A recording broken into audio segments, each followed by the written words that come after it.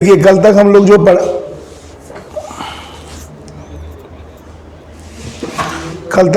पढ़ाई किए थे वो मेडावल हिस्ट्री का 2 सेक्शन देख चुके हैं। ठीक है, एक गजनवी वाला देखे, गौरी देखे, ऐबक देखे, इल्तुतमिश और रजिया सुल्तान। अब इसको बढ़ाएंगे और आज कंप्लीट करेंगे टोटल बलबन के बारे में जो भी सवाल है। अब यदि यहाँ की हम लोग मुख्य रूप से बात करें तो पहले मैं बता चुका हूँ, थोड़ा सा मैं रिपीट कर दे रहा हूँ। गुलाम वंश, हम लोग अभी जो पढ़ाई कर रहे हैं स्लेव डायनेस्टी कर रहे हैं। गुलाम वंश की शुरुआत यदि बात करें तो 1206 ईस्वी में होती है और इसकी समाप्ति कब होती है? 1290 में। ठीक है, लेकिन कुल मिला के देखा जाए तो हम लोग पिछले क्लास में पढ़े थे कि 1240 ईस्वी में जो पहली मुस्लिम शासिका थी जिसका नाम रजिया सुल्तान, उनकी मृत्यु कहाँ पे हो गया था? तो उनकी मृत्यु हो गया था कैथल में। क्लियर है? अब यहाँ से कई बार सवाल क्या होता है, मृत्यु के बारे में पूछ देगा कि भाई बताओ ऐबक की मृत्यु कहाँ हुआ। ऐसे सवाल कई बार पूछ दिए जाते हैं। तो मुख्य रूप से देखा जाए तो गुलाम वंश का जो पहला शासक था उसका नाम क्या था? कुतुबुद्दीन ऐबक। तो कुतुबुद्दीन ऐबक ने अपनी राजधानी कहाँ बनाई थी? लाहौर को। जब इनकी मृत्यु हुई तो इन्हें लाहौर में ही दफनाया गया। कंडीशन 1। उसके बाद प्रमुख शासक हम लोग देखे तो इल्तुतमिश देखे। इल्तुतमिश की यदि हम लोग बात करें तो इल्तुतमिश अपने गुरु के यादों में क्या बनवाया था? कुतुब मीनार। तो यदि पूछा जाए जो इल्तुतमिश का मकबरा है, ठीक है, वह कहाँ है? तो जब इनकी मृत्यु हुई थी तो इनके बॉडी को जो दफनाया गया था वो कहाँ दफनाया गया? कुतुब मीनार में। अब यहाँ एक और क्वेश्चन, अनसुलझे क्वेश्चन दे सकते हैं कि कौन सा ऐसा शासक था जिनको दफनाया गया, ठीक है, लेकिन उनके ऊपर जो जहाँ अब राजा महाराजा भाई दफनाया गया तो एक छत बना दिया जाएगा, लोग बाग वहाँ क्या करेंगे? नमाज पढ़ेंगे, लोग बाग मन्नतें मांगेंगे जो राजा महाराजा होते। तो इनको जो जहाँ पे दफन इनको किया गया ना, तो इनके ऊपर जो है ना कोई छत नहीं है, खुली छत। तो ध्यान रखना, ऐसा भी सवाल दे सकता है कि किस राजा या कौन सा ऐसा राजा था जिन्हें दफन तो कर दिया गया लेकिन उसके मज़ार के ऊपर, उसके कब्र के ऊपर कोई छत नहीं बना हुआ है। तो वह भी इल्तुतमिश है जिसे कहाँ दफनाया गया? कुतुब मीनार। कुतुब मीनार कहाँ है? दिल्ली। इसके बाद यदि हम लोग बात करें तो अगला जो एक प्रमुख शासक रजिया सुल्तान के बारे में मैं क्लियर कर चुका हूं। इनको जो दफन किया गया, हालांकि इनकी हत्या कर दी गई, कहाँ पे? कैथल में। इसके साथ साथ इनके पति की भी हत्या कर दी गई थी। इसके पति का नाम क्या था? तो अल्तुनिया था और हत्या 1240 ईस्वी में कर गई। अब यहाँ पे यदि देखा जाए तो मृत्यु देख रहे हैं तो जो मेन इंपॉर्टेंट हैं गुलाम वंश में उसे देख लें। जो अंतिम लास्ट यदि देखा जाए, पावरफुल यदि गुलाम वंश का कोई रहा है तो वो रहा है बलबन। बलबन के बारे में भी पूछा जाता है कि बलबन को कहाँ दफनाया गया। तो मुख्य रूप से यदि प्लेस यदि पूछेगा तो डायरेक्ट हम बात करेंगे दिल्ली, नहीं तो क्वेश्चन ऐसा भी दे सकता है महरौली दिल्ली में ही पड़ता है। महरौली का एक लौह स्तंभ भी है, ध्यान रखिएगा। तो आपसे पूछ दिया जाए कि महरौली के आसपास या महरौली में किस शासक को दफनाया गया, तो बलबन को दफनाया गया। और यह भी चीज ध्यान रखना, बड़ा इंपॉर्टेंट मैं बता रहा हूं, महरौली एक आयरन पिलर है, लौह स्तंभ है, ठीक है, और इसकी बहुत जबरदस्त खासियत है इस पिलर की। अब लोहे में क्या होता है लोहे में जनरली क्या होता है? जंग लग जाता है, लेकिन जो महरौली का लौह स्तंभ है ना, आज तक इसमें जंग नहीं लगा है। और लगभग यदि मैं आपसे बात करूं तो इसका एज लगभग एक अराउंड बात करूं 1700-1800 वर्ष हो गया है। 1-2 वर्ष नहीं, यहाँ तो यार एक दिन रखो, दूसरे दिन पानी छिड़क दो, तीसरे दिन जंग लग जाता है। तो महरौली का लौह स्तंभ यह भी पूछा जाता है किसके द्वारा बनवाया गया।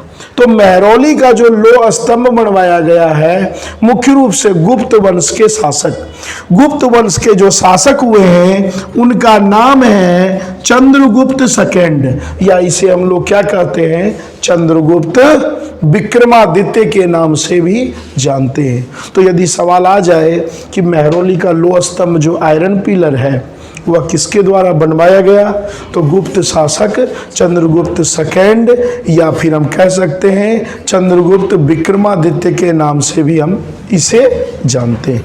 क्लियर है यहाँ तक? तो हम लोग कल कुछ इस तरह से प्रश्न देखे थे। अब जब 1240 ईस्वी में कैथल में मृत्यु हो रही है रजिया सुल्तान की, तो सिंपल सी बात है कौन सा टीम पावरफुल हो जाएगा, तो 40 दल का टीम। इसमें थोड़ा गर्म पानी लो, ठीक है? किसी बच्चे को और भेज दो, तुम यहीं रुक जाना, तरुण को बोल दो, तरुण लेके चलाए।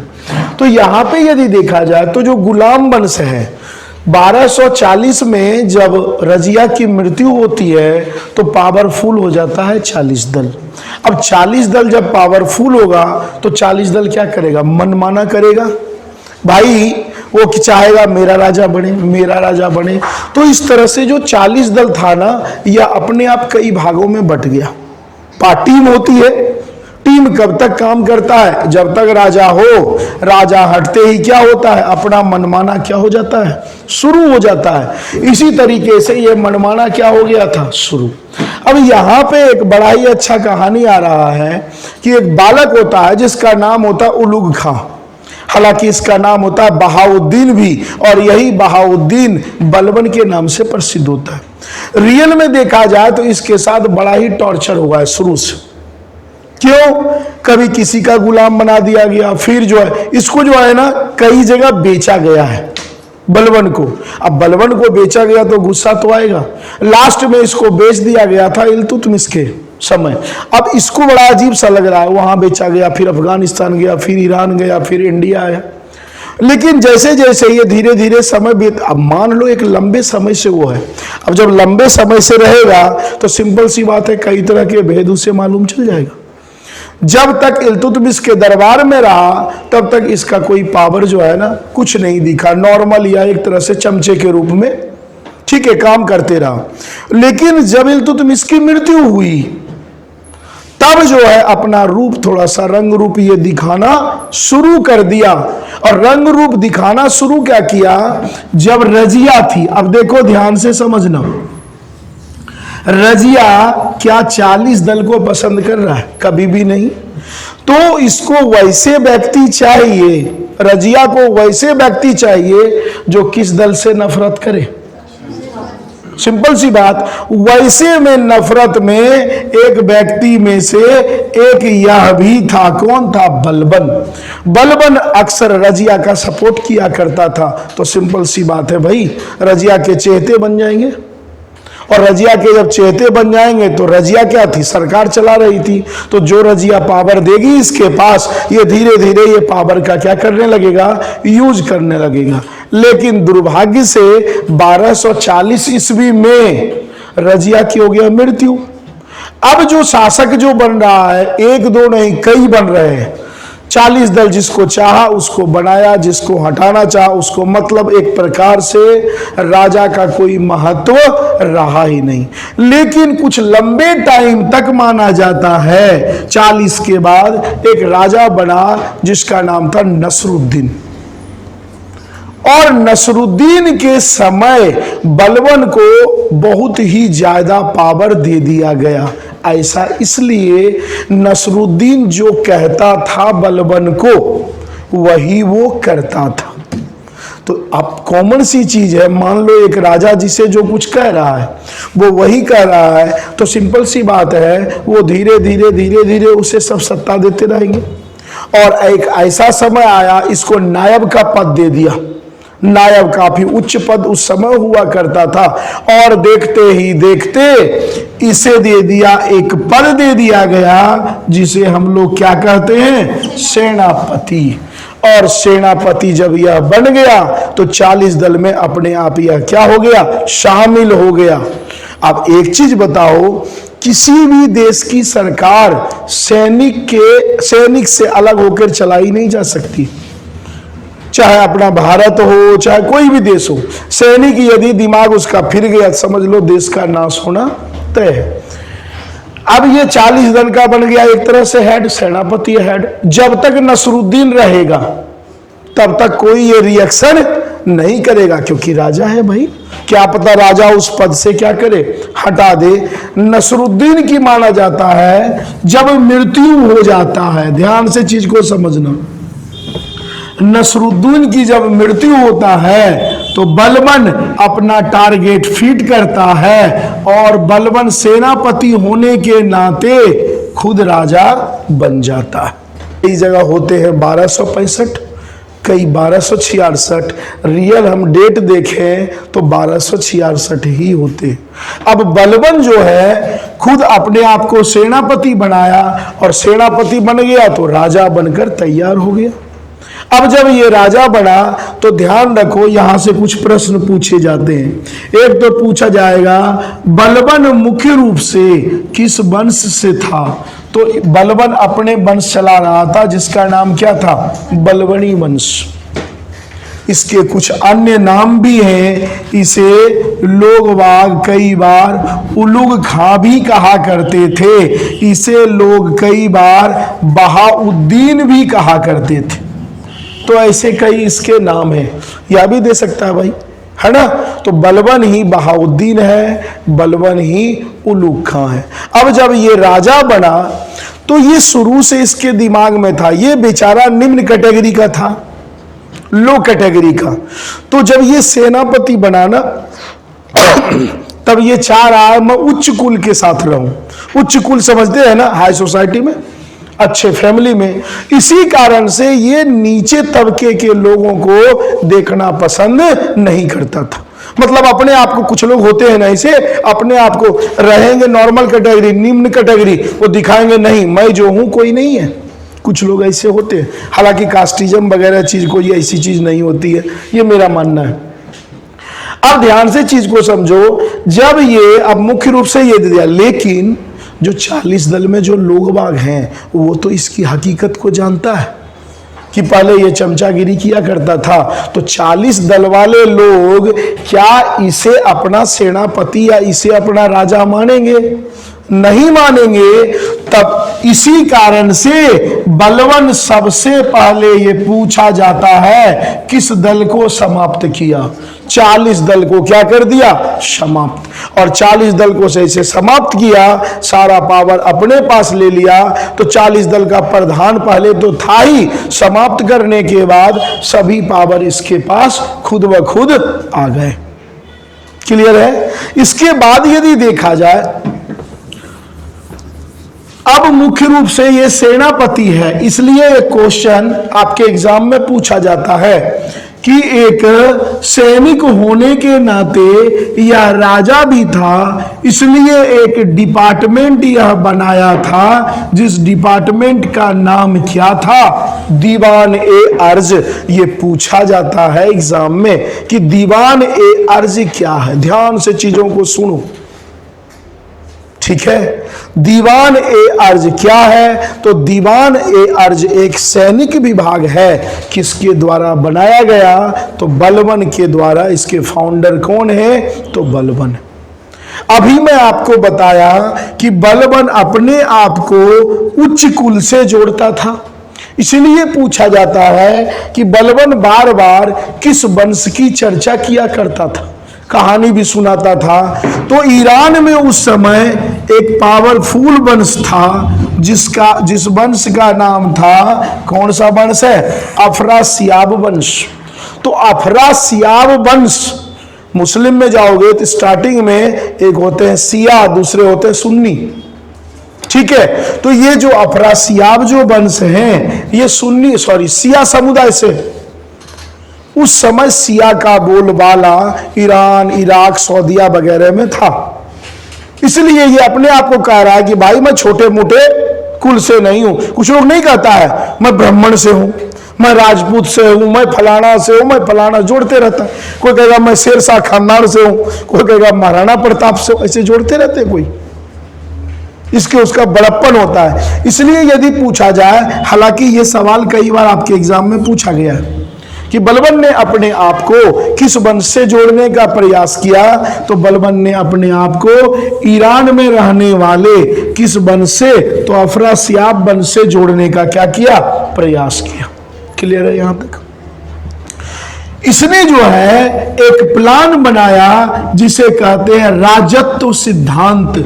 यह भी पूछा जाता है आपके एग्जाम में कि राजत्व सिद्धांत का प्रतिपादक कौन है। तो जो राजत्व जो सिद्धांत है मुख्य रूप से उसकी स्थापना किसके द्वारा किया गया, बलबन के द्वारा। इस राजत्व में क्या होंगे, ये कई थॉट देंगे। इसका जो डेरा था, रहने का जो था, दिल्ली में ये एक बिल्डिंग बनवाया जिसका नाम क्या था भाई, लाल महल। तो लाल महल में यह दिल्ली में क्या करता था, रहा करता था। अब राजत्व सिद्धांत क्या होते हैं इसे समझो। अच्छा, एक और सवाल, मैं आपको पिछले क्लास में बताया हूं कि दिल्ली का नाम मात्र का शासक कौन है, ऐबक।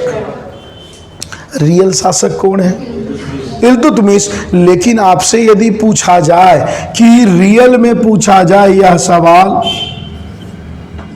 कि दिल्ली का संगठनकर्ता कौन है, दिल्ली को एक करने में अहम भूमिका किसके द्वारा निभाया गया, तो दिल्ली का संगठनकर्ता हम लोग बलबन को कहते हैं। क्लियर है? बलबन यदि देखा जाए, एक राइटर हुए हैं जिनका नाम है बर्नी। बर्नी कहते हैं बलबन कभी जो है ना मजाकिया नहीं था, बिल्कुल टाइट प्रशासन समझते हो, कुछ लोग होता है बिल्कुल स्टैच्यू रहेगा। तो बर्नी खुद एक्सप्लेन करता है जो बलबन था वो अपना शासन प्रशासन में किसी भी प्रकार का ढील नहीं छोड़ना चाहता था। इसीलिए उन्होंने, इसे मैं मिटा देता हूं, इसीलिए उन्होंने राजत्व सिद्धांत का पालन किया। अब देखो राजत्व सिद्धांत क्या है। वो बलबन कहता है कि ईश्वर के बाद यदि कोई सर्वोपरि है, सर्वोपरि समझ रहे हैं, पावरफुल है ना, ईश्वर के बाद यदि कोई है, मैं हूं। मैं मतलब कौन, राजा। इसलिए कहता है कि हम क्या हैं, जिल्ले अल्लाह। ध्यान रखना ये सब चीज, जिल्ले अल्लाह का मतलब होता है ईश्वर की छाया। यह एक उपाधि धारण करता है, ईश्वर की छाया। ईश्वर तो हर जगह नहीं है, लेकिन ईश्वर किसे भेजे हैं, जैसे हम लोग तुम लोग क्या कहते हैं, सभी जगह ईश्वर तो हैं, लेकिन ईश्वर के रूप में माँ बाप हैं। अरे भाई, यदि देखा जाए तो माँ बाप से बढ़ के मुख्य रूप से कोई नहीं होता है, क्योंकि वही जो है ना हमें क्या करते हैं, धरती पे लाते हैं, लालन पालन, सीधी सी बात करते हैं। तो यहां पे यदि देखा जाए तो जिल्ले अल्लाह की उपाधि भी धारण करने वाला राजा कौन है, तो बलबन है। अब बलबन देखो राजत्व सिद्धांत में क्या करेगा। बलबन जो अपना मीटिंग हॉल बनाता है, बड़ा ही खतरनाक बनाता है ये मीटिंग हॉल। समझ में आए, कुछ कॉमेडी भी चीजें हैं। अब बलबन जब मीटिंग हॉल अपना यदि मुख्य रूप से देखा जाए बनाता है, तो मान लो ये एंट्री गेट, तो राजत्व सिद्धांत देखो अब दिखेगा। अब एक तो पहला कंडीशन, लोग बाग जो बैठने वाले जो होते हैं ये बैठेंगे इधर, सीटिंग पूरा का पूरा बैठेंगे। जब राजा आएगा दरबार में तो कोई हंस नहीं सकता। कंडीशन समझना, ठीक है। राजा यदि हंस रहा है तो तुम्हें हंसना भी पड़ेगा, या तो बलबन के ऊपर डिपेंडेड होगा। मान लो बलबन हंस रहा है, आप हंस दिए तो भी दिक्कत है, इसलिए बीच में रहो, तुम थोड़ा हंसो भी, थोड़ा टेंशन में भी रहो। ये कंडीशन था उसके साथ। उसने सबसे पहले दो नियम बनाया, एक बनाया सिजदा और दूसरा बनाया पैबॉस। सिजदा का मतलब, जैसे मान लो राजा आया तो भाई ऐसे करके खड़े होते हैं ना दंडवत, तो सिजदा मतलब सर झुका के खड़े रहना। पैबॉस पैरों को चूमना। बताओ ये कौन सा, ये तानाशाही सिस्टम है। और यह भी माना जाता है, ये रियल है, बिल्कुल ये ब्लैक था तो गोरे लोगों से ये ज्यादा पैर चुम्बाता था। किसी को ईर्ष्या होगा भाई, जो काले लोग होगा देखना, काले लोगों को सबसे ज्यादा नफरत गोरे लोगों से होता है। समझ में आ गया चीजें। तो सिजदा का मतलब राजा जब आएंगे या राजा जहां है, जो उनके बॉडीगार्ड हैं या जो भी जनता है वो खड़े रहेंगे सर झुकाकर। और जब दरबार में यहां जब मीटिंग हॉल में जब ये आएंगे तो पैरों को चूमना अनिवार्य है। कई बार बलवन को गुस्सा आ जाता था, है ना, लग रहा अगला आदमी चिल्ला रहा था, उसको बुला करके पैर चुम्बाता था। तो सिजदा मतलब खड़े होकर झुके रहना, पैबोस मतलब पैरों को चूमना। इसके बाद इसके कुछ और भी कंडीशन थे। यदि मान लीजिए आप सवाल पूछे बलवन से, तो बलवन के साथ एनी टाइम जो है ना, चार इधर बिल्कुल ब्लैक कोबरा होता था बॉडीगार्ड। यदि आप सवाल यदि पूछ रहे हैं, भाई राजा है, राजा से सवाल प्रजा पूछ ही सकते हैं। अब आप लोग बलवन से सवाल पूछ रहे हैं तो बलवन जवाब नहीं देगा। मान लो इधर से पूछे हैं तो वो जो चार जो है ना इधर बॉडीगार्ड, वो आपकी ओर तलवार करेगा, ठीक है, और कुछ नहीं करेगा। वो तलवार तीनों चारों घुमाएगा, कॉर्नर को दिखाएगा। क्यों? क्योंकि हर दिन चार जो है कटा हुआ ताजा सर लटका हुआ रहता था। इसका मतलब समझे कि आप यदि सवाल पूछेंगे, और यही होता था जब अगले दिन दरबार लगता था तो आप वहां नहीं हैं, आपका सर कहां है? यहां। तो कौन पूछेगा भाई किसका दिन खराब हुआ? तो उसके जो है ना कुछ नियम कानून बहुत ही थे। उसके बाद वह ये स्टेटमेंट आपके एग्जाम में आया हुआ भी है कि किसने यह कहा था कि मैं जब किसी नीच कुल के इंसान को देखता हूं तो मेरा हाथ फड़फड़ाते हुए मयान की ओर जाने लगता है। मयान समझते हो? तलवार की ओर। तो वो खुद नीच कुल से है, लेकिन डायलॉग क्या मार रहा है? वो अपने आप को दिखा रहा है कि नहीं भाई मैं कुछ हूं। तो ऐसे ऐसे स्टेटमेंट बहुत डेंजर है, बहुत ही डेंजर है। इसकी हरकतें भी अजीबोगरीब था। कुल मिला के ये मान लो बलवन हंस रहा है, मान लो आया रो दिया, तो तुम्हें क्या करना? रोना पड़ेगा। नहीं रोए तो वो कहेगा भाई तुम रो क्यों नहीं रहे हो। इसी तरह से बलवन अभी हाल फिलहाल में जब कोरोना काल आया था तो नॉर्थ अमेरिका का हेड कौन है? Kim Jong.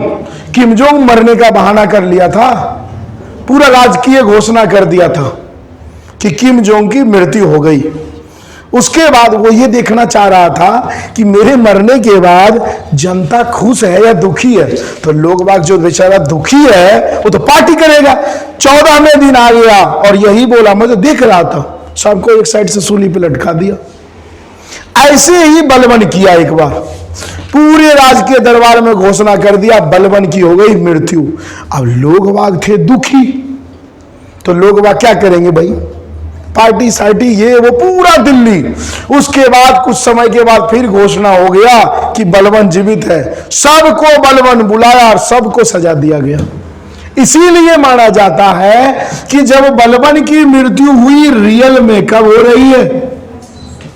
1288 में।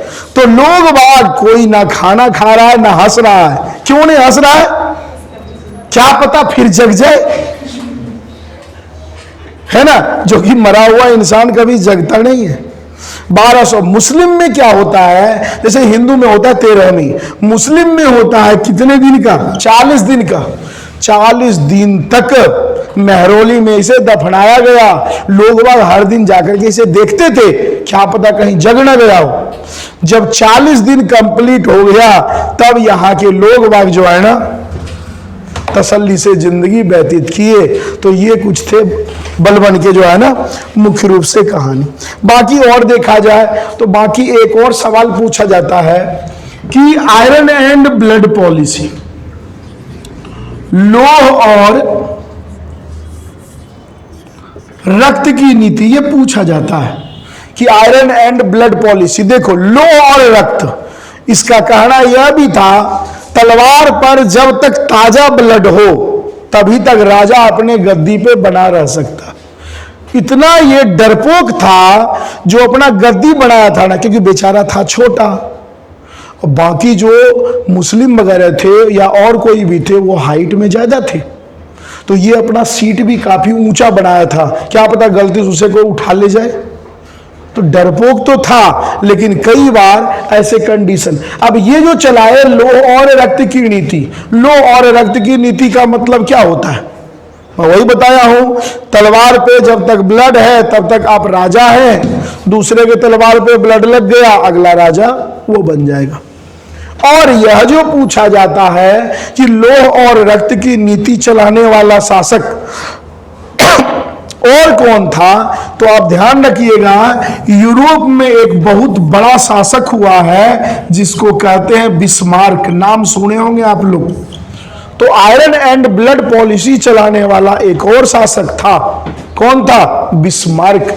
और एक और क्वेश्चन यहीं से याद आ गया, यदि पूछा जाए कि भारत का बिस्मार्क, बताओ किसे कहा जाता है? सीधा ये सब स्टेटमेंट है। भारत का बिस्मार्क जो कहा जाता है, किसे? सरदार वल्लभ भाई पटेल को। तो ये सब ध्यान रखना। राजत्व का सिद्धांत, जिल्ले अल्लाह, दीवान ए अर्ज, लोह और रक्त की नीति, सिजदा, पैबोस, ये सब माइंड में, यही 5-7-10 पॉइंट है। यहीं से यदि मुख्य रूप से देखा जाए तो यहीं पे एक और कवि आएंगे जिसका नाम है अमीर खुसरो। नाम तो आप लोग सुने होंगे। अमीर खुसरो के बारे में पूछा जाता है कि अमीर खुसरो की जो शुरुआत हुई थी किसके दरबार से? तो बलबन के दरबार से। और यह कितने राजा के कार्यकाल में रहे हैं? 8 राजा। ये क्वेश्चन कई बार पूछा गया कि इनमें से कौन सा ऐसा लेखक है या कवि है जो 8 राजा के दरबार का संरक्षण प्राप्त किया? अमीर खुसरो। अमीर खुसरो का कौन था गुरु, बताओ? अरे दिल्ली में एक रेलवे स्टेशन है, उससे निजामुद्दीन ओलिया। तो ओलिया जो है ना, इनके गुरु थे। इसके बाद यदि देखा जाए तो 1288 ईस्वी में जब बलबन की मृत्यु हो जाती है मुख्य रूप से, तो भाई सिंपल सी बात है, इसका बेटा पोता वगैरह आएगा, है ना। कई आते हैं, कैकुबाद आते हैं, क्यूमर्स आते हैं, कै खुसरो आते हैं, ऐसे आते रहते हैं। और फाइनली देखा जाए तो 1290 ईस्वी में मुख्य रूप से क्यूमर्स का एक सेनापति होता है जिसका नाम क्या होता है, आप लोग बताएंगे? खत्म। अलाउद्दीन के ससुर जी कौन थे, बताओ? अल्लाह ने जला को मारा, जलालुद्दीन खिलजी। तो 1290 में क्यूमर्स का सेनापति जलालुद्दीन खिलजी, और जलालुद्दीन खिलजी इसकी हत्या कर दिया। और हत्या कर दिया तो यहीं पे गुलाम वंश की क्या हो गई? समाप्ति हो गई, और एक नए वंश की शुरुआत होता। अब जो शुरू होगा, अब जो हम लोग पढ़ेंगे वह पढ़ेंगे दहली सल्तनत। गुलाम वंश यहीं पे समाप्त। अब एक सवाल और याद आ गया, आपसे पूछा जाए गुलाम वंश का पहला गुलाम कौन था? तो कुतुबुद्दीन ऐबक। गुलाम वंश का अंतिम गुलाम क्यूमर्स। लेकिन मुख्य रूप से यदि देखा जाए तो आपसे सवाल यह पूछा जाता है, अंतिम गुलाम जब भी पूछा जाए तो आपके पास जवाब क्या होना चाहिए? बलबन। ऐसा क्यों? क्योंकि ये तो बलबन के कुनबे का था।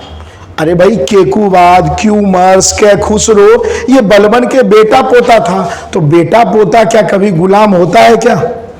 लेकिन ये गुलामी परंपरा में था। तो अंतिम बलबन, शुरुआत वाला ऐबक। और दीवान ए अर्ज जरूर याद आप लोग रखना।